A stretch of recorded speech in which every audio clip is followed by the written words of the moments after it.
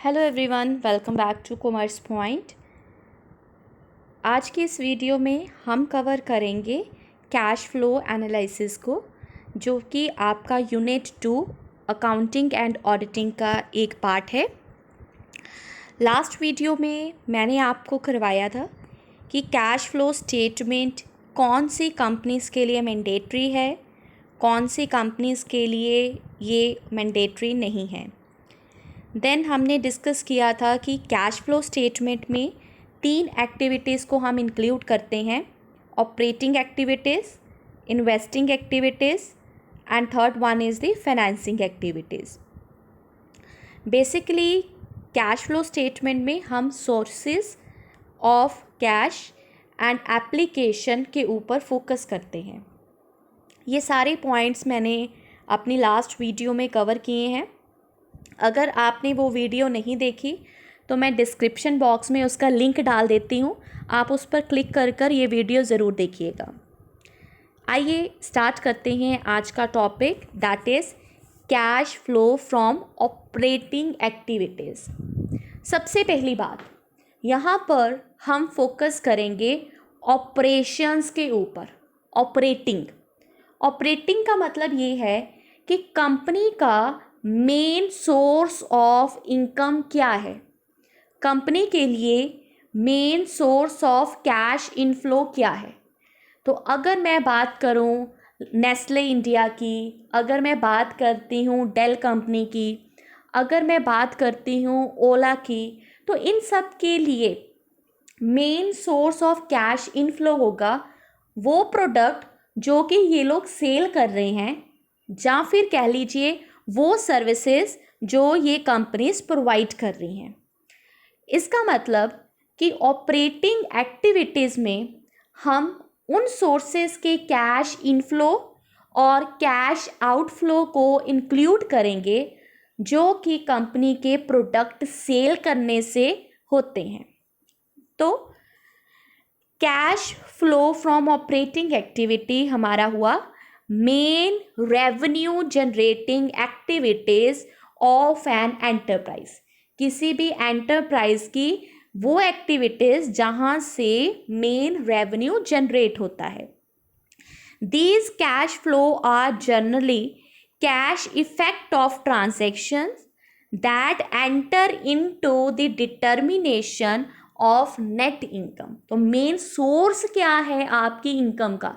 आपको सेल हो रही है तो सेल से जो भी रेवेन्यू जनरेट होगा उसको हम इंक्लूड करेंगे cash flow from operating activity को कैलकुलेट करने के लिए। ठीक है, सो अब जल्दी से हम देख लेते हैं कैश इनफ्लो और कैश आउटफ्लो में क्या क्या आएगा।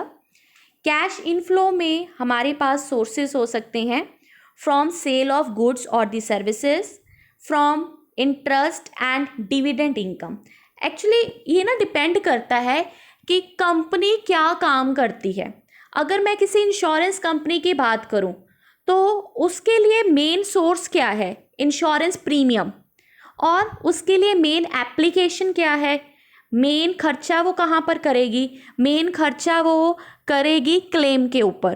तो उसके लिए प्रीमियम रिसीव करना, इंश्योरेंस प्रीमियम रिसीव करना, क्लेम्स को पे करना, that is the operating activity, right. अब अगर मैं बात करूं किसी ऐसी कंपनी की जो कि ट्रेडिंग कंपनी है, तो उनके लिए गुड्स को सेल करना मेन एक्टिविटी होगी। ठीक है, तो अगर आपको कोई भी क्वेश्चन आता है ना, तो उसमें आपने ये पहले चेक करना है कि कंपनी की मेन कंपनी किस चीज़ की है। इंश्योरेंस की है, इन्वेस्टमेंट कंपनी है, ट्रेडिंग कंपनी है, मैन्युफैक्चरिंग कंपनी है। अकॉर्डिंगली हम उसकी ऑपरेटिंग एक्टिविटी को डिसाइड करेंगे। बट अगर सिंपल वर्ड में कहूँ तो operating activity means main operations. Next है कैश आउटफ्लो। आउटफ्लो का मतलब हुआ पैसा बाहर कैसे जा रहा है। तो पैसा कैसे जा सकता है? अब मेन एक्टिविटी क्या होगी? आप रॉ मटेरियल खरीदोगे तो जो आप सप्लायर्स को पे कर रहे हो फॉर द इन्वेंट्री, जो आप एम्प्लॉयज़ को पे कर रहे हो सैलरी, वेजेस, वो सारी चीज़ें आपकी ऑपरेटिंग का पार्ट है।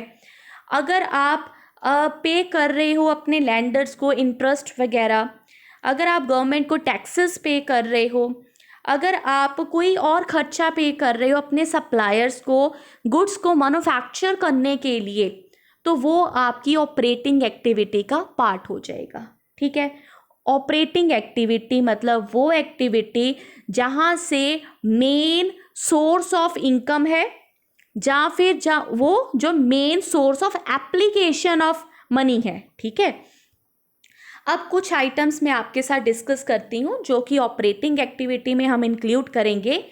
Cash receipt from sale of goods and rendering the services, cash receipt from royalty, cash receipt from commission, may be mutual fund company की बात कर रहे हैं और उनके लिए कमीशन रिसीव करना ही मेन सोर्स ऑफ इनकम है, तो कमीशन जो है वो आपकी ऑपरेटिंग एक्टिविटी हो जाएगी। Cash received from premium if it is the insurance company, और अगर आप पेमेंट कर रहे हो अपने सप्लायर को रॉ मटेरियल वगैरह खरीदने के लिए, तो भी वो आपकी ऑपरेटिंग एक्टिविटी का पार्ट है। अब यहाँ पर हमारे पास थोड़ी सी कैटेगरीज हैं, इसको थोड़ा देख लेते हैं। कैश इनफ्लो है cash cell, cash receive from debtors, cash receive from commission and the fee, royalty receive करना, इन सब जगह से आपका कैश इनफ्लो होगा, आएगा कंपनी में, और ये ऑपरेटिंग का पार्ट है। ऑपरेटिंग का पार्ट क्यों है? क्योंकि ये मेन एक्टिविटी है कंपनी की। फिर है कैश आउटफ्लो, पैसा बाहर कैसे जाएगा, कैश परचेजेस करते हो, पेमेंट करते हो अपने क्रेडिटर्स को, ऑपरेटिंग एक्सपेंसेस जो हैं, वेजेस वगैरह जो आप पे कर रहे हो, या फिर आप इनकम टैक्स पे कर रहे हो, all these are the part of cash outflow. Finance company के लिए अगर अब देखिए आपके पास अगर मान लीजिए कोई आइटम आ जाती है cash receive from interest and the dividend, अब आप देखोगे कि वर्ड तो है जी इंटरेस्ट एंड डिविडेंड, तो ये हमारी इन्वेस्टिंग का या फिर फाइनेंसिंग का पार्ट होगा। लेकिन देखिए वो कंपनी की नेचर क्या है, आपको क्वेश्चन आएगा कि फाइनेंसिंग कंपनी है, उसने कैश इंटरेस्ट रिसीव किया, डिविडेंड रिसीव किया, तो ये कौन सी एक्टिविटी हुई? तो ये उसकी ऑपरेटिंग एक्टिविटी हुई। Cash paid for interest, sale of security, purchase of security, देखिए फाइनेंसिंग कंपनी का तो काम ही यही होगा ना, सिक्योरिटीज़ को बाय करना, सेल करना, उस पर डिविडेंड इंटरेस्ट वगैरह रिसीव करना, तो ये उसकी ऑपरेटिंग एक्टिविटीज़ हैं। इंश्योरेंस कंपनी की मैंने ऑलरेडी आपको एग्जांपल दे दिया, प्रीमियम रिसीव करना, प्रीमियम क्लेम करना, तो रिसीव और पेड ये उसकी ऑपरेटिंग एक्टिविटी होगी। अगर हम किसी इंफ्रास्ट्रक्चर कंपनी की बात करें तो infrastructure company, real estate companies जो हैं वो लैंड प्रॉपर्टीज़ वगैरह ही रेंट पर देती है। ठीक है, तो उसके लिए ऑपरेटिंग एक्टिविटीज़ कौन सी होगी? रेंट को रिसीव करना या फिर रेंट को पे करना। Done. I hope this point is clear to all of you. अब इसका एक फॉर्मेट देख लेते हैं कि अगर हमारे पास कोई न्यूमेरिकल क्वेश्चन आए, वैसे तो यूजीसी में आपको एमसीक्यू ही आते हैं, इसलिए मैं आपके टॉपिक को कवर ही ऐसे करवाती हूँ कि आपको पेपर में हेल्प हो। ठीक है, पर फिर भी एक बार देख लेते हैं कि कौन कौन सी एक्टिविटीज़ हैं, कैसे हम फॉर्मेट बनाते हैं। तो सबसे पहले आपने ये याद रखना है, अकाउंटिंग स्टैंडर्ड 3 ब्रैकेट रिवाइज्ड, इसके अकॉर्डिंगली हम जो है ऑपरेटिंग एक्टिविटी जो है इसको लिखेंगे, कैश फ्लो स्टेटमेंट को प्रिपेयर करेंगे, जो इसका फॉर्मेट है ना वो अकाउंटिंग स्टैंडर्ड 3 में दिया हुआ है। तो सबसे पहले हमने क्या लिखना है, net profit before taxation and extra ordinary item, उसमें हम ऐड बैक कर देंगे नॉन कैश आइटम। क्यों ऐड बैक कर देंगे? क्योंकि बेटा नॉन कैश है ना, नॉन कैश तो कैश की फॉर्म में कभी बाहर जाता ही नहीं। हम कैश फ्लो स्टेटमेंट में सिर्फ कैश इनफ्लो और कैश आउटफ्लो को कंसीडर करते हैं, बट नॉन ऑपरेटिंग एक्टिविटीज़ ऐसी एक्टिविटीज़ है जिससे ना तो कैश बाहर गया और ना ही कैश अंदर आया, जैसे कि depreciation, interest on borrowing, loss of sale of fix asset, provisions, तो इनसे ना तो पैसा बाहर गया, डेप्रिसिएशन है, डेप्रिसिएशन क्या है? सिर्फ reduce in value of asset, इससे ना तो पैसा बाहर गया ना ही पैसा अंदर आया, तो अगर आपने P&L में इसको चार्ज किया हुआ है, इसको हम ऐड बैक कर देंगे ये फाइंड आउट करने के लिए कि हमें ऑपरेटिंग एक्टिविटी से कितना कैश इनफ्लो हुआ है या फिर कितना कैश आउटफ्लो हुआ है।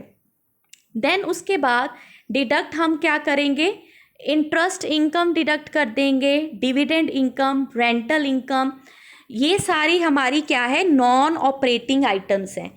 ठीक है, इंटरेस्ट, डिविडेंड, अगर ये मान लीजिए ट्रेडिंग कंपनी है तो उसके लिए इंटरेस्ट और डिविडेंड ऑपरेटिंग एक्टिविटी थोड़ी ना हुई, इसलिए इसको माइनस कर देना है। इस तरह से हमारे पास फाइनली आ जाएगा operating profit before working capital changes. अब वर्किंग कैपिटल चेंजेस क्या है ये मैं आपको डिटेल में बताऊंगी एक सेपरेट वीडियो में। ठीक है, फिलहाल के लिए इतना देख लीजिए।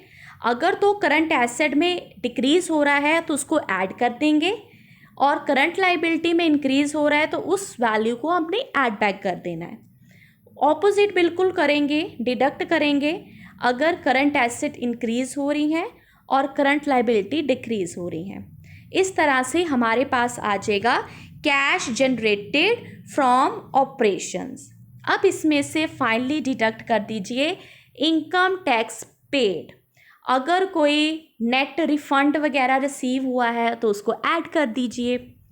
इस तरह से आपके पास आ जाएगा इधर net cash used in operating activity या फिर net cash from operating activity. Done. अब एक दो क्वेश्चन MCQ कर लेते हैं। So they said which of the following is not a cash inflow. Okay, option है डिक्रीज इन डेटर। डेटर्स हमारे जो थे करंट एसेट्स थी और हमने करंट एसेट्स को क्या कर दिया, करंट एसेट्स डेटर्स हमारे कस्टमर हुए ना, तो कस्टमर ने क्या कर दिया, हमें पेमेंट कर दी, तभी तो डिक्रीज हुआ ना, तो इससे तो कैश इनफ्लो होगा, ये आंसर नहीं हो सकता। Issue of share, share issue करेंगे तो भी पैसा आएगा, तो ये भी कैश इनफ्लो इससे हुआ है। हमें वो एक्टिविटी बतानी है जिससे कैश इनफ्लो नहीं हुआ। Sale of fix asset, fix asset sale करेंगे तो भी हमें पैसे आएंगे, ठीक है, इससे भी कैश इनफ्लो होगा, तो ये भी आंसर नहीं हो सकता। सी पॉइंट देखिए, डिक्रीज इन क्रेडिटर। हाँ, अगर मैंने अपने कस्टमर को पेमेंट कर दी, अपने सप्लायर, क्रेडिटर हमारे कौन से होंगे, creditor is my current liability. Current liability means मेरे सप्लायर, जहाँ से मैंने क्रेडिट पर सामान खरीदा है, तो अगर मैं उसको पेमेंट कर दूंगी तभी वो डिक्रीज होंगे। इसका मतलब मैंने पेमेंट की है, पेमेंट करने पर कैश आउटफ्लो होगा। इस वजह से इस क्वेश्चन का राइट आंसर हुआ सी ऑप्शन। आई होप आपको वीडियो अच्छी लगेगी। अगर अच्छी लगे तो प्लीज़ वीडियो को लाइक कीजिएगा, और अगर आप प्रिपेयर करना चाहते हैं अपने आप को UGC नेट एग्ज़ाम के लिए, then don't forget to subscribe Commerce Point. Thank you everyone.